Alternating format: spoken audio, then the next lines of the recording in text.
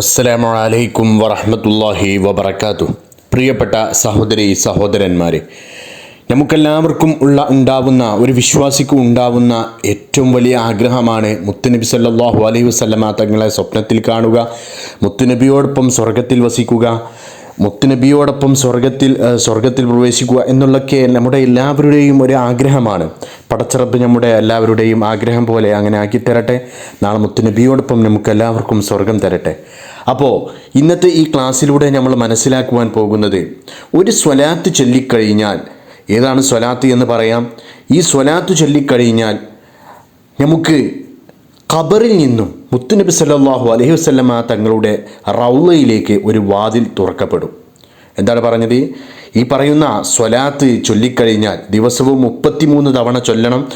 ദിവസവും 33 തവണ ഈ സ്വലാത്ത് ചൊല്ലൽ പതിവാക്കിയാൽ നമ്മുടെ ഖബറിൽ നിന്നും മുത്തുനബി സല്ലല്ലാഹു അലൈഹി വസല്ലമയുടെ റൗളയിലേക്ക് ഒരു വാതിൽ തുറക്കപ്പെടുന്നതാണ്.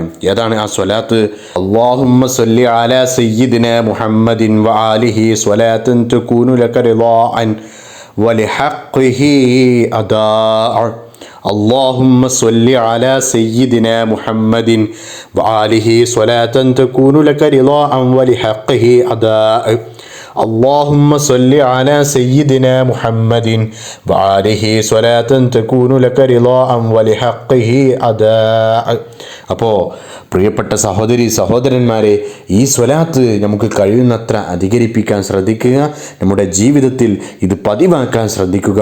അല്ലാഹു സുബ്ഹാനഹു വ തആല നമുക്കെല്ലാവർക്കും നാളെ മുത്തുനബിയോടൊപ്പം സ്വർഗം നൽകി അനുഗ്രഹിക്കട്ടെ. നമ്മളെല്ലാവരും ചെയ്ത ചെറുതും വലുതും അറിഞ്ഞും അറിയാതെയും ചെയ്ത എല്ലാ തെറ്റുകുറ്റങ്ങളും പടച്ച റബ്ബ് നമുക്കെല്ലാവർക്കും പൊരുത്തപ്പെട്ടു തരട്ടെ. ആമീൻ ആമീൻ ആമീൻ യാ റബ്ബൽ ആലമീൻ. ദുആ വസിയത്തോടെ അസ്സലാമു അലൈക്കും വറഹ്മത്തുള്ളാഹി വബറകാതുഹു.